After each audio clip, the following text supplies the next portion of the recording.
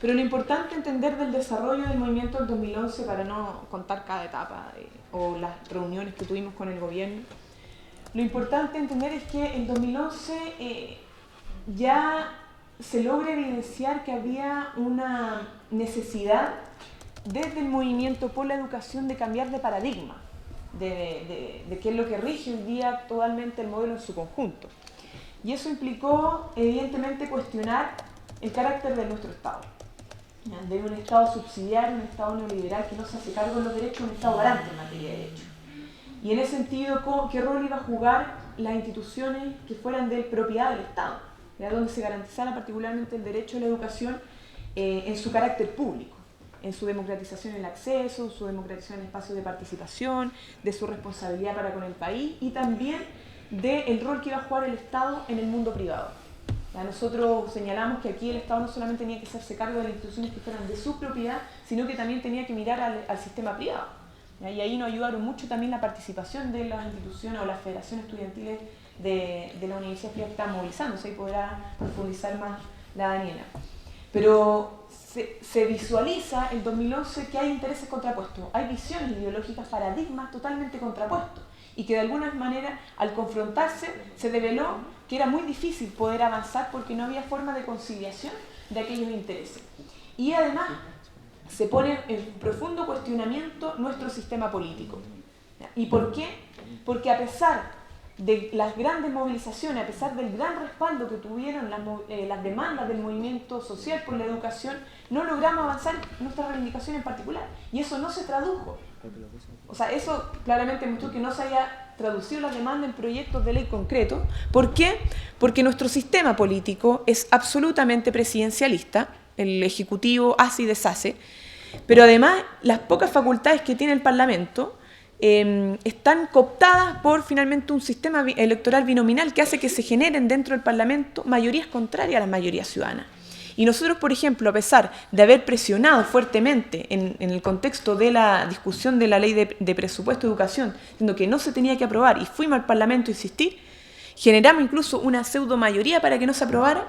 ¿Qué sucede? Es que con 3 votos logran, comprados obviamente por el gobierno, logran aprobar esta ley de presupuesto. Entonces, se genera un profundo cuestionamiento al sistema político, pero también se pone en jaque a las bases o al corazón del modelo de desarrollo económico que tenemos en Chile. ¿A partir de qué demanda? O a partir de qué demanda del fin al lucro. El lucro es de alguna forma lo que simboliza la raíz o el tronco, ¿cierto?, de lo que es el modelo neoliberal en Chile. O sea, el lucro no solamente se expresa en materia educacional, sino que se expresa en todas las áreas de la sociedad. Se expresa en la salud, se expresa en el sistema de pensiones, se lucra con nuestros recursos naturales, se lucra con nuestro trabajo. Entonces, de alguna forma, el movimiento estudiantil pone sobre la mesa una demanda, pero que trasciende la demanda del plano de la educación y empieza a calar en la sociedad entera. Y hoy día vemos cómo se levanta, por ejemplo, plebiscito por la salud, donde se cuestiona también el lucro, donde los trabajadores empiezan a cuestionar la AFP. ¿Por qué? Porque han estado lucrando por mucho tiempo. Entonces hay un descontento, sí, ya voy terminando, hay un descontento con el tema de la educación, pero también con nuestro sistema político, con la forma como se hace democracia y también con nuestro modelo de desarrollo que ha tendido a profundizar la desigualdad y a garantizar solamente el enriquecimiento a través del lucro de unas pocas familias, unas pocas empresas. Y eso es muy significativo. El 2011 se logra poner en cuestión un modelo a nivel estructural, en el plano político y en el plano económico. Y es por eso, hoy día, con esto termino, que se están expresando otros movimientos a lo largo del territorio nacional. No somos solamente los estudiantes, los profesores, los académicos, los trabajadores de la educación quienes seguimos movilizados. Hay movimientos en Calama, movimiento lo que fue en Aysén, en Freirina por el tema del agua, en todo lo que es el Valle del Huasco, los portuarios, los trabajadores, los pobladores se están movilizando y si uno analiza cuáles son las similitudes de todas esas demandas, es un profundo cuestionamiento a nuestra democracia representativa y también a un modelo de desarrollo que está profundizando en la desigualdad y que está haciendo que unos pocos empresarios se lleven nuestra agua, lo que dejan lo contaminan, se lleven nuestro cobre, que lucren con nuestro trabajo, con el resultado de nuestro trabajo, con el sistema de pensiones, ¿cierto?, de la AFP, que se genere, por ejemplo, que después del 2009 haya crecido, crecido, por ejemplo, el desarrollo productivo en un 90%, con un gran crecimiento económico, pero solamente en un 20% las remuneraciones.